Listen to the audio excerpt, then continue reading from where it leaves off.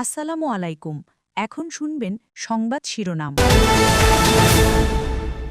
রংপুরের তারাগঞ্জে অবসরপ্রাপ্ত শিক্ষক মুক্তিযোদ্ধা যোগেশ চন্দ্র ও তার স্ত্রীর মরদেহ উদ্ধার। পরিবারের দাবি শ্মশানে জমি দান করেন। কাটেনী রাজশাহী এক আসনে বিএনপির অভ্যন্তরীণ কোন্দল, মনোনয়নপ্রাপ্ত নেতার বিরুদ্ধে নানা অভিযোগ, তফসিল ঘোষণার অপেক্ষায় কর্মী সমর্থকরা।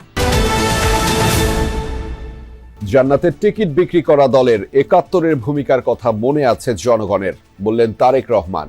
দুর্নীতি বিশৃঙ্খলার এনসিপি, এবি পার্টি ও রাষ্ট্র সংস্কার আন্দোলন নিয়ে নতুন জোটের আত্মপ্রকাশ, একসাথেই অংশ নেবে নির্বাচনে।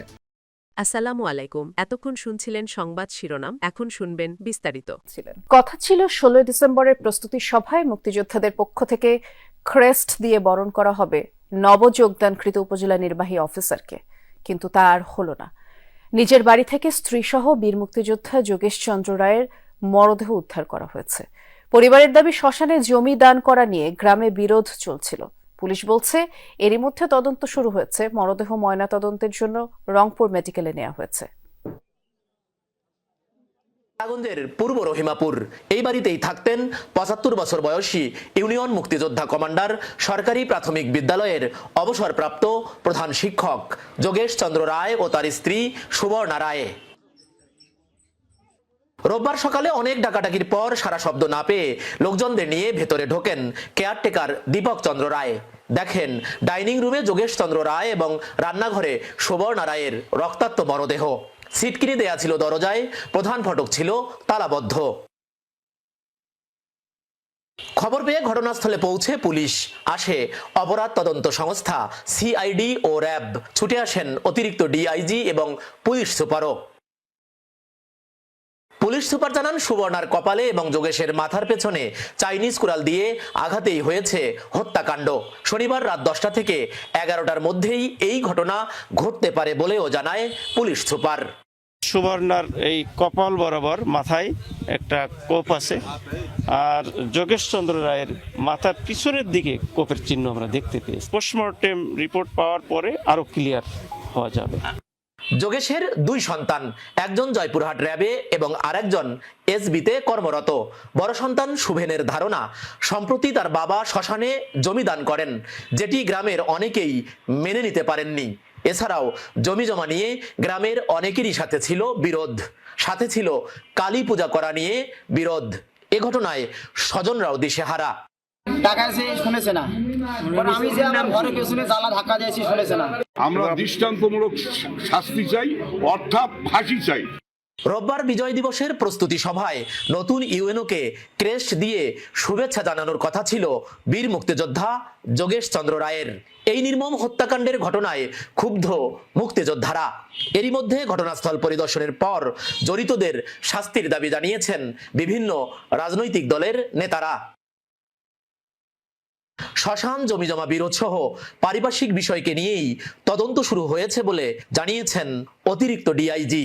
পারিপার্শ্বিক যত ধরনের ইস্যু আছে সবগুলোকেই কিন্তু আমরা অ্যানালাইসিস করব এবং এগুলো জিজ্ঞাসাবাদ করা হবে, যেখানে যাকে প্রয়োজন সেভাবে আমরা এই এটার যে অনুসন্ধানের কাজে যতটুকু যাকে যেভাবে আনা দরকার ঠিকভাবে আমরা এটা করব।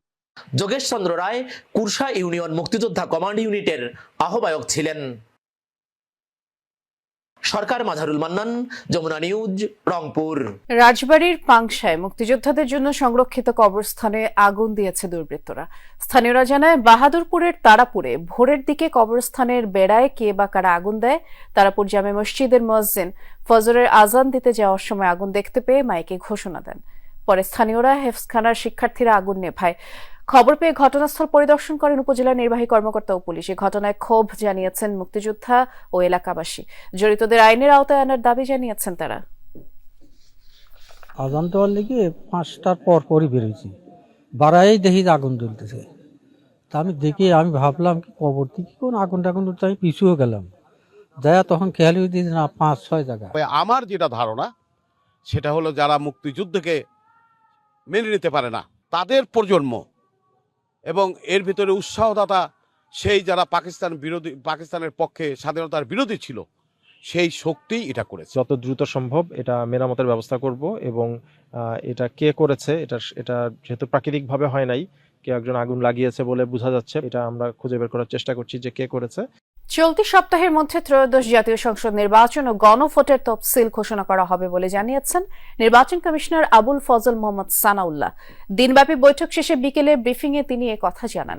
এবার ভোটের সময় 1 ঘন্টা বাড়ানোর সিদ্ধান্ত নিয়েছে কমিশন। ভোট গ্রহণ সকাল 7:30টায় শুরু হয়ে শেষ হবে বিকেল 4:30টায়। এ সময় নির্বাচন কমিশনার আরও জানান, মঙ্গলবার থেকে দেশের বাইরে পোস্টাল ব্যালট পাঠানো শুরু হবে। 10 ডিসেম্বর বুধবার রাষ্ট্রপতির সাথে নির্বাচন কমিশনের সাক্ষাৎ আছে। বলেন, কোনো ধরনের স্থানীয় সহায়তা নিতে পারবেন না দায়িত্ব পালনকারী কর্মকর্তারা, এবং তফসিলের পর আচরণবিধি মানার ক্ষেত্রে প্রত্যেক উপজেলা বা থানায় নির্বাহী ম্যাজিস্ট্রেট থাকবে। তফসিলের পর 48 ঘন্টার মধ্যে পোস্টার সরাতে হবে বলেও জানান commissioner Abul Fazal Mohammad Sanaullah.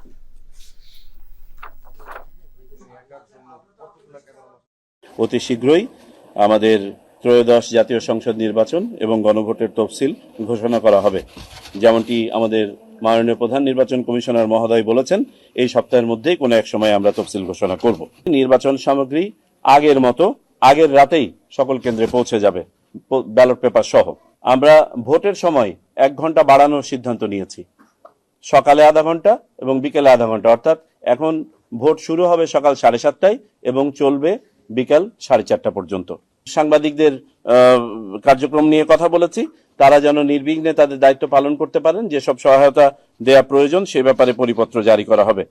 Air ambulance প্রস্তুত থাকলেও খালেদা জিয়ার শারীরিক অবস্থা বিবেচনা করে লন্ডন নিতে দেরি হচ্ছে। রাজধানীর এভারকেয়ার হাসপাতালে চিকিৎসাধীন বিএনপি চেয়ারপারসনের স্বাস্থ্যের অবস্থা নিয়ে শনিবারের এক ব্রিফিং এমনটা জানিয়েছেন তার ব্যক্তিগত চিকিৎসক ডাক্তার AZM জাহিদ হোসেন। তিনি বলেছেন, শারীরিক পরিস্থিতি এখন প্রাধান্যের বিষয়। মেডিকেল বোর্ড এবং বিএনপির ভারপ্রাপ্ত চেয়ারম্যান তারেক রহমানও সেটিকেই গুরুত্ব দিচ্ছেন। আর এ সময় খালেদা জিয়ার শারীরিক অবস্থা নিয়ে গুজবে কান্না দেওয়ার আহ্বান জানান ডাক্তার জাহিদ। এদিকে পরিবারের পক্ষ থেকে খালেদা জিয়ার সার্বিক চিকিৎসার সমন্বয় করছেন পুত্রবধূ ডাক্তার জুবায়েদা রহমান। শুক্রবার দেশে ফিরেই তিনি সরাসরি এভারকেয়ার হাসপাতালে যান। শনিবারও হাসপাতালে এসে চিকিৎসকদের সাথে আলোচনা পরামর্শ করেছেন তিনি। জাতীয় আন্তর্জাতিক পর্যায়ের বিশেষজ্ঞ চিকিৎসকরা বিএনপি চেয়ারপারসন বেগম খালেদা জিয়ার চিকিৎসা করছেন। ভারপ্রাপ্ত চেয়ারম্যান তারেক রহমান নিজেই পুরো চিকিৎসা কার্যক্রম তদারকি করছেন বলে জানিয়েছেন বিএনপি মহাসচিব মির্জা ফখরুল ইসলাম আলমগীর। তার চিকিৎসার জন্য সব রকম ব্যবস্থা নেওয়া হচ্ছে। আমাদের ভারপ্রাপ্ত চেয়ারম্যান মহোদয় নিজে তিনি মনিটর করছেন। জাতীয় এবং আন্তর্জাতিক পর্যায়ের অত্যন্ত বিশেষজ্ঞ পর্যায়ের চিকিৎসকেরা তার চিকিৎসা করছেন। সারা দেশের মানুষ তার জন্য দোয়া করছে, দল মত নির্বিশেষে। জাতীয় নির্বাচনে দলীয় মনোনয়ন নিয়ে রাজশাহী 1 আসনে বিএনপির অভ্যন্তরীণ সংকট কাটছে না। মনোনয়নপ্রাপ্ত নেতার বিরুদ্ধে নানা অভিযোগ তুলে নিয়মিত কর্মসূচি পালন করছেন একাংশের নেতাকর্মীরা। তাদের দাবি, এই আসনে জামায়াত প্রার্থীর বিপরীতে জিততে হলে বিএনপির প্রার্থীর বদল করতে হবে। আর এই আগুনে ঘি ঢেলেছে সম্প্রতি তাদের কর্মসূচিতে হামলা সংঘাতের ঘটনা। তবে মনোনয়নপ্রাপ্ত নেতা সমর্থকরা বলছেন, তফসিল ঘোষণা হলেই নিজেদের দ্বন্দ্ব মিটে যাবে।